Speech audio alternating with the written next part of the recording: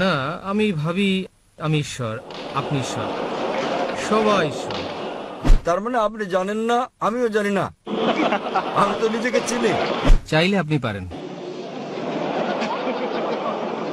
আপনি আমাকে ঈশ্বর বললে আমি বলবো হ্যাঁ ঈশ্বর। আমি মহেশ, আমার জন্ম 1979 সালে।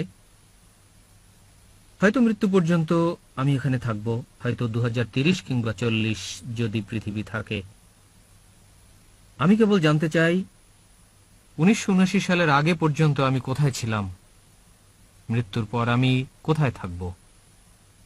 যদি এই পৃথিবীতে থাকি একটা নির্দিষ্ট সময় পর্যন্ত, আমি তখন কার প্রতিনিধিত্ব করব? ভাই প্রশ্ন করলেন যে তিনি 1979 সালে জন্মগ্রহণ করেন এবং বর্তমানে তিনি ইউএইতে আছেন। তিনি জানতে চান পরে তিনি কোথায় থাকবেন। তিনি বলছেন খুব সম্ভবত তিনি এখানে 2030 সাল পর্যন্ত থাকবেন যদি পৃথিবী থাকে। মৃত্যুর পর তিনি কোথায় থাকবেন এবং আপনি কার প্রতিনিধিত্ব করছেন? ভাই আপনি নিজের প্রতিনিধিত্ব করছেন। যদি না আপনি করে থাকেন কোনো কারসাজি অথবা লুকানোর চেষ্টা কিছু না করেন, যদি আপনি সঠিক হন তাহলে আপনি আপনার প্রতিনিধিত্ব করছেন। 1 নম্বর পয়েন্ট, মৃত্যুর পর আপনি কোথায় থাকবেন তা নির্ভর করছে আপনি কি অনুসরণ করছেন। যদি আপনি অনুসরণ করেন সর্বশেষ চূড়ান্ত এই মহিমান্বিত কোরআন, মৃত্যুর পর আপনি স্বর্গে থাকবেন। যদি আপনি স্রষ্টার আইনের বিরুদ্ধে যান, সর্বশেষ চূড়ান্ত বাণী কোরআনের বিরুদ্ধে, তাহলে মৃত্যুর পর আপনি নরকে যাবেন। তবে আমি জানি না আপনি মেনে নেবেন কিনা সর্বশক্তিমান ঈশ্বরের নির্দেশ আজ যা আপনি করেছেন 1979 সাল থেকে 2012 সালের 14 এপ্রিলের মধ্যে যা কিছু করেছেন সব মাফ হয়ে যাবে। সব মাফ, শূন্য, আপনাকে মাফ করে দেওয়া হবে। তাহলে অতীতে আপনি যা কিছু করেছেন অতীতের সব মাফ হয়ে যাবে। কারণ আমাদের প্রিয় নবী মুহাম্মদ সাল্লাল্লাহু আলাইহি ওয়াসাল্লাম বলেছেন যে মুহূর্তে কেউ গ্রহণ করে ইসলাম তার আগের সব পাপ মাফ হয়ে যাবে। তাই স্রষ্টার আইন অনুসরণ করার উপর ভিত্তি করে আপনি কোথায় থাকবেন আমি বলতে পারি, কিন্তু আপনি জানেন না যে আপনি কখন মারা যাবেন। সেক্ষেত্রে যদি আপনি বলেন আপনি জানেন কি বলবো, হয়তো আমি 2030 সাল পর্যন্ত বাঁচবো, তাই 2029 সালে আমি ইসলাম গ্রহণ করব। ভাই আপনি জানেন না, এমনকি আমিও জানি না কতদিন আপনি বাঁচবেন। এবং আপনি ঠিকই বলেছেন যদি পৃথিবী থাকে, আমি জানি না কতদিন পর্যন্ত পৃথিবী টিকে থাকবে। আল্লাহ কোরআনে বলেছেন সূরা লুকমান অধ্যায় নম্বর 31 আয়াত নম্বর 34, আল্লাহ ছাড়া পৃথিবী শেষ হওয়ার সময় কেউ জানে না এই পৃথিবীর শেষ কখন।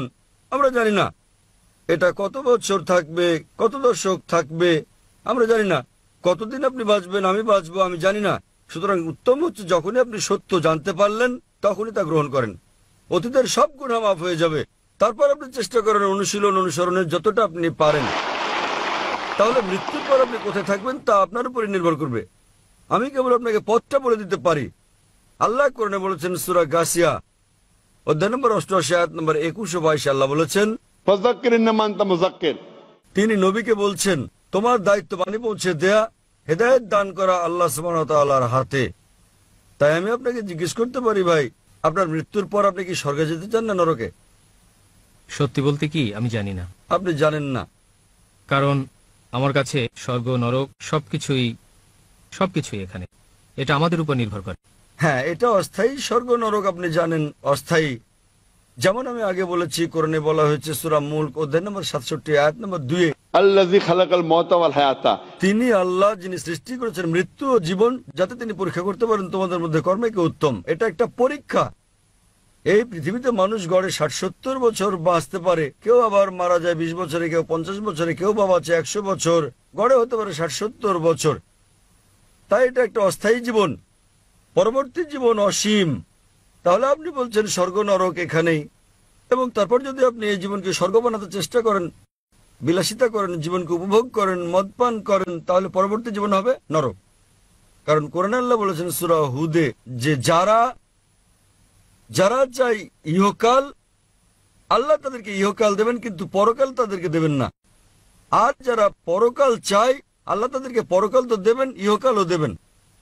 তাই একজন ব্যবসায়ী হিসেবে যদি কেউ বলে যে আপনাকে সামান্য জ্বালা যন্ত্রণা দেব এই 70 বছর ধরে, পরবর্তী জীবনটা তো হচ্ছে অশেষ, সেটা অসীম, সর্বদা আনন্দ, তাহলে এই জীবন 0.0001% পরবর্তী জীবনের। ব্যবসায়ী হিসেবে আপনি কথা বলতে কিছু মনে করবেন না, ওকে এই অল্প সময় অসুবিধায় আমি কিছু মনে করবো না, কারণ জানি অল্প সময় পরীক্ষার আগের মতো আপনার সংগ্রাম করা, আপনার রাত জায়গা, আপনি ঘুমান কিংবা অল্প ঘুমিয়েছেন এবং তারপর আপনি পরীক্ষা দিয়েছেন। সেই অল্প কয়েকটা দিনের জন্য আপনি কঠোর পরিশ্রম করেছেন যাতে ভবিষ্যতে আপনার মঙ্গল হয়। একই রকম ভাই, এই জীবন হচ্ছে পরকালের জন্য একটা পরীক্ষা। যদি আপনি হিন্দু হন, আপনি মহেশ হন, এবং যদি আপনি হিন্দু ধর্মগ্রন্থ সমূহে বিশ্বাস করেন, একই কথা বলা হচ্ছে বেদে।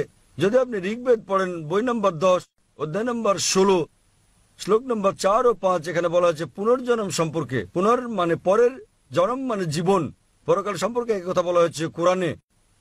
তাই এই জীবনে আপনি এসেছেন এবং এর পরের জীবন, জন্ম পুনর্জন্মের, জন্ম মৃত্যু, জন্ম মৃত্যু, জন্ম মৃত্যু চক্রের কথা বেদে বলা হয়নি। এতে বলা হয়েছে পুনর্জন্মের কথা, মানে পরের জীবন, যা কোরআনে বলা হচ্ছে। তাহলে একজন প্রকৃত ভালো মানুষ, এটা ভাববেন, একজন ভালো ব্যবসায়ী হিসেবে পরের জীবনটা বহুগুণ করতে থাকুন। এ জীবন ক্ষুদ্র, অতি ক্ষুদ্র, নগণ্য, 0.0001% পরের জীবনের তুলনায়। তাই জ্ঞানী ব্যক্তি হিসেবে এই জীবনে কষ্ট পেতে আপনি কিছু মনে করবেন না, যাতে আপনার পরের জীবনটা কাটে স্বর্গে, জান্নাতে। তাহলে ভাই, আপনি কি পরের জীবনে স্বর্গে না নরকে যেতে চান? ভাই, জি স্যার। পরের জীবনে কি আপনি স্বর্গে যেতে চান নাকি নরকে? না স্যার, আমি পরের জীবন লাভের কথা ভাবছি না। কারণ পরের জীবন লাভ করতে চাইলে যদি আমি পরের জীবন নিতে যাই তা। আপনি কি হিন্দু ধর্মগ্রন্থ সময় বিশ্বাস করেন? জি স্যার। আপনি বিশ্বাস করেন? বেদে বিশ্বাস করেন না? ধর্মগ্রন্থ নয়, কিছু পয়েন্ট। আপনি কি বেদে বিশ্বাস করেন? হ্যাঁ, তবে আমি বেদের বেশি কিছু জানি না। কিন্তু আপনি বিশ্বাস করেন এটা পবিত্র গ্রন্থ, ঠিক? কি? আপনি বিশ্বাস করেন যে এটা ঈশ্বরের বাণী? না, আমি ভাবি আমি ঈশ্বর, আপনি ঈশ্বর, সবাই ঈশ্বর। ঈশ্বর, যা হিন্দু ধর্ম বলে আকাম ব্রহ্ম স্বামী। ঈশ্বরের সংজ্ঞাটা কি? আমি জানি না। আমি ঈশ্বর, আপনি ঈশ্বর, ঈশ্বরের সংজ্ঞা কি আমি জানি না। তার মানে আপনি জানেন না, আমিও জানি না। আমি তো নিজেকে চিনি।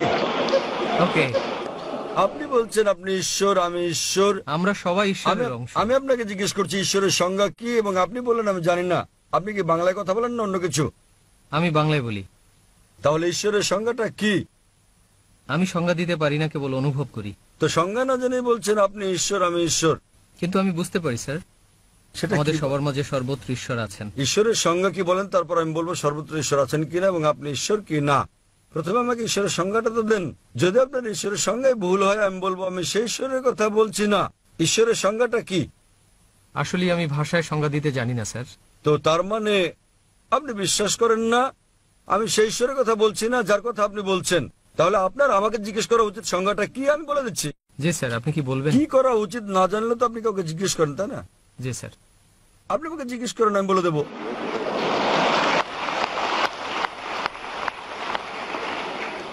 বেদ এবং উপনিষদে দেয়া ঈশ্বরের সংজ্ঞার পর আমি আসবো কোরআনে। যদি আপনি পড়েন উপনিষদ, ছান্দোগ্য উপনিষদ, অধ্যায় নম্বর 6, অনুচ্ছেদ নম্বর 2, শ্লোক নম্বর 1, एकम एविदित्यम। ঈশ্বর কেবলমাত্র একজন, দ্বিতীয় কেউ নেই। উল্লেখ আছে শ্বেতসূত্র উপনিষদে, অধ্যায় নম্বর 6, শ্লোক নম্বর 9। नाचस्य कसिज जनिता न चदीपा। এটা সংস্কৃত উদ্ধৃতি, যাতে বলা হয়েছে যে ঈশ্বরের চেয়ে বড় আর কেউ নেই, তার কোনো পিতামাতা নেই। সর্বশক্ত ঈশ্বরের কোনো প্রভু নেই, তার চেয়ে বড় কেউ নেই, তার পিতা নেই, তার মাতা নেই। উল্লেখ আছে শ্বেতসূত্র উপনিষদে, অধ্যায় নম্বর 4, শ্লোক নম্বর 19। न तस्य प्रतिमा अस्ति। মহান ঈশ্বরের কোনো প্রতিমা নেই। প্রতিমা সংস্কৃত শব্দ যার মানে প্রতিবিম্ব, ছবি, প্রতিকৃতি, ভাস্কর্য, মূর্তি। न तस्य प्रतिमा अस्ति। মহান ঈশ্বরের কোনো প্রতিবিম্ব নেই, কোনো ছবি নেই, প্রতিকৃতি নেই, পুতুল নেই, আলোকচিত্র নেই, প্রতিমা নেই, মূর্তি নেই, ভাস্কর্য নেই। একই কথা বলা হয়েছে যজুর্বেদে 32 নম্বর অধ্যায়ের শ্লোক নম্বর 3। न तस्य प्रतिमा अस्ति। মহান ঈশ্বরের কোনো প্রতিবিম্ব নেই, কোনো ছবি নেই, কোনো প্রতিকৃতি নেই, কোনো আলোকচিত্র নেই, ভাস্কর্য নেই। আরো বলা হয়েছে হিন্দু ধর্মের ব্রহ্মসূত্রে, एकम ब्रह्म देवत्या नास्ते नीना नास्ते किंचन। ঈশ্বর কেবলমাত্র একজন, দ্বিতীয় কেউ নেই, আর কেউ নেই, আর কেউ নেই, আর কোথাও। তো এই সংজ্ঞার উপর ভিত্তি করে ঈশ্বর একজন, তার মতো কেউ নেই। এবং কোরআনে আরো বলা হয়েছে সূরা ইখলাসে, অধ্যায় নম্বর 112, আয়াত নম্বর 1 থেকে 4। ঈশ্বরের সংজ্ঞা হচ্ছে, कुल हुवल्लाहु अहद। বলো তিনি আল্লাহ এক এবং অদ্বিতীয়। الله الصمد আল্লাহ চিরস্থায়ী ও চিরঞ্জীব। لم يلد ولم يولد তিনি কাউকে জন্ম দেননি, কখনো জন্ম নেননি, ولم يكن له كفوا أحد এবং তার সমকক্ষ কেউ নেই। قل هو الله أحد বলো আল্লাহ এক এবং অদ্বিতীয়। মানুষ কি কেবলমাত্র আপনি একা, নাকি আমি একাই মানুষ? হ্যাঁ কি না? হ্যাঁ কি না? আমি একজন মানুষ। শুধুমাত্র আপনি কি একাই মানুষ, কেবলমাত্র একা? না না না, আমি অনেকের قل মধ্যে هو একজন। الله أحد বলো তিনি আল্লাহ এক এবং অদ্বিতীয়। الله الصمد আল্লাহ সার্বভৌম চিরস্থায়ী। আপনি কি সার্বভৌম চিরস্থায়ী? আপনি কি সার্বভৌম এবং চিরস্থায়ী?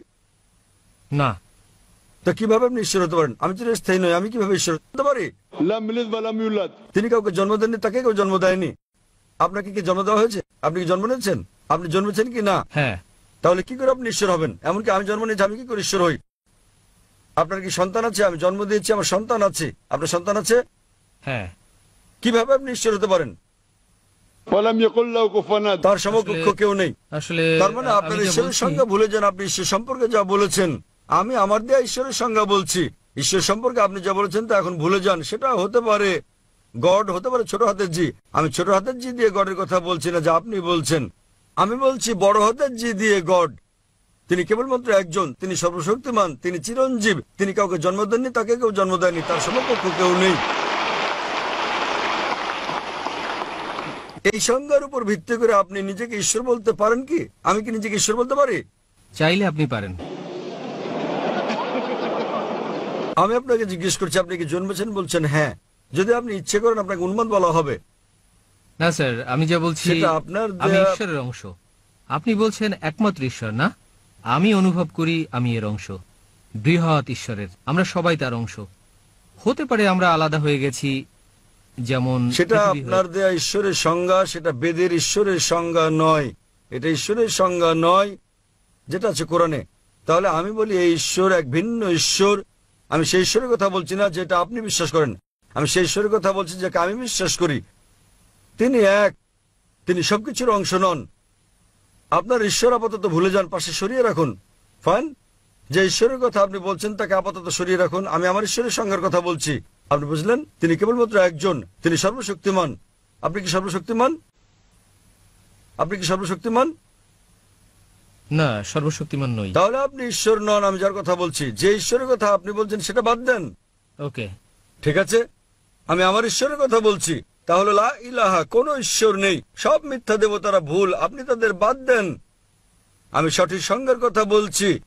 যদি কেউ বলে যে 2+2=5, এই সমীকরণ বাদ দেন। ঈশ্বর যার কথা আমি বলছি, সত্তা যার কথা আমি বলছি, তিনি একক, তিনি সর্বশক্তিমান, তিনি চিরঞ্জীব। তিনি কাউকে জন্ম দেননি, তাকে কেউ জন্ম দেয়নি। তিনি জন্ম নেননি, তিনি কাউকে জন্ম দেননি, এবং তার সমতুল্য কেউ নেই। তিনি কেবলমাত্র একজন। আপনি কি এরকম একজন ঈশ্বরে বিশ্বাস করেন? না স্যার, আমি বিশ্বাস করি না। সেটাই সমস্যা। তার মানে আপনি সত্যিকারের ঈশ্বরে বিশ্বাসী নন। আপনার প্রতি আমার অনুরোধ, হিন্দু ধর্মগ্রন্থ সমূহের যে উদ্ধৃতি আমি দিয়েছি সেগুলো পড়ুন। বাড়িতে আমি গিয়ে কোরআনের বলতে চাই, অনুবাদ পড়ুন। আমি- আসল ঈশ্বরকে আপনি খুঁজে বের করার চেষ্টা করুন। এসব ভুয়া ঈশ্বরদের নয়, আমি ঈশ্বর, আপনি ঈশ্বর। আমি নিজেকে ঈশ্বর বিবেচনা করি না। আপনি আমাকে ঈশ্বর বললে আমি বলবো হ্যাঁ ঈশ্বর। আমি এতটা বোকা নই যে আপনি বললে ঈশ্বর হয়ে যাব। আপনি নরকে যেতে চান, যান। আমি চাই না। আমি চাই না আপনি আমাকে নরকে নিয়ে যান। আমি স্বর্গে যেতে চাচ্ছি, আপনাকেও স্বর্গে নিতে চাই। আমি যদি আমি আপনার সঙ্গে একমত হই যে আপনি ঈশ্বর এবং আমি ঈশ্বর, আমরা দুজনেই তো নরকে যাব। আমি চাই দুজনেই স্বর্গে যাই।